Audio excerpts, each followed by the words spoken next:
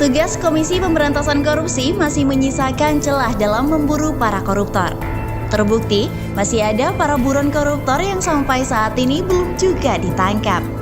Sehingga membuat publik merasa setiap koruptor tidak kunjung ditangkap disinyalir mendapat dukungan dari pemerintah.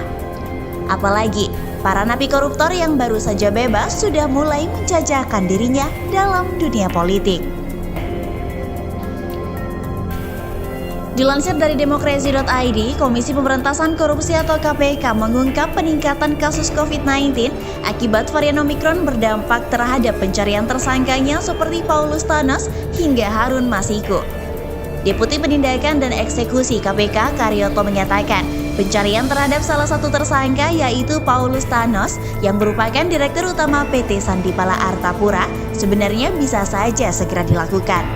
Apalagi, dia diketahui saat ini tinggal di Singapura dan Indonesia saat ini sudah memiliki perjanjian ekstradisi.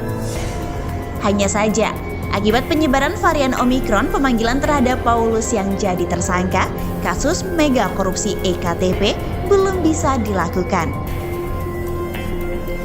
Rekan-rekan tahu saat ini Omikron sekarang ini lagi booming di Jakarta. Perkembangannya saja bisa puluhan ribu sekarang. Dan sudah di atas 10.000 kalau nggak salah, kata Karyoto dalam konferensi pers di Gedung Merah Putih KPK, Kuningan Persada, Jakarta Selatan pada Kamis 3 Februari 2022. Saat ini KPK menunggu perkembangan terhadap penyebaran COVID-19. Jika menurun, Karyoto menegaskan anak buahnya akan segera memanggil Paulus Thanos dan mencari buronan yang lain. Kalau ini sudah dibuka, tentunya tidak hanya PLS saja. Mungkin nama-nama lain yang dalam catatan kami sebagai DPO kalau memang keberadaannya bisa didetek, ya tetap akan kita cari, tegasnya.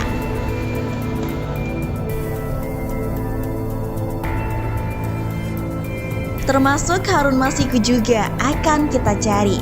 Jadi sebelum ditanya, insya Allah kalau memang ada yang mengetahui di mana-mana dan kita juga akan melakukan perlintasan dengan negara yang dilintasi, kami akan melakukan upaya itu. Imbuh Karyoto. Diberitakan sebelumnya, kasus korupsi EKTP telah menyeret nama sejumlah petinggi di kementerian seperti mantan Dirjen Dukcapil Irman dan mantan pejabat di Kementerian Dalam Negeri Sugiharto.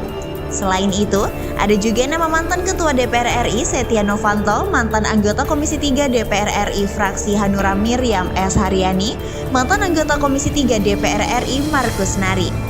Adapun KPK terakhir kali menetapkan 4 tersangka baru dalam kasus EKTP pada Agustus 2020 lalu.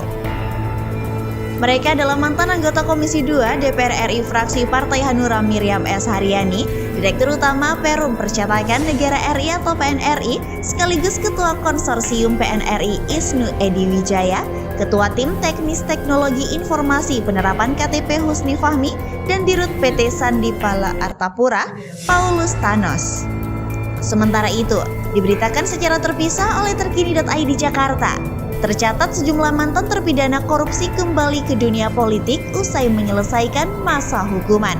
Di antaranya, ada elit Partai Demokrat Andi Malarangeng, ex-kader Partai Demokrat Muhammad Nazarudin, hingga ex-ketum P3 Roma Hurmuzi alias Romi. Kemunculan mereka kembali di dunia politik tentu menuai pro dan kontra. Dalam hal ini, pengamat politik dari Universitas Al-Azhar Indonesia atau UAI, Ujang Komarudin memberi tanggapan.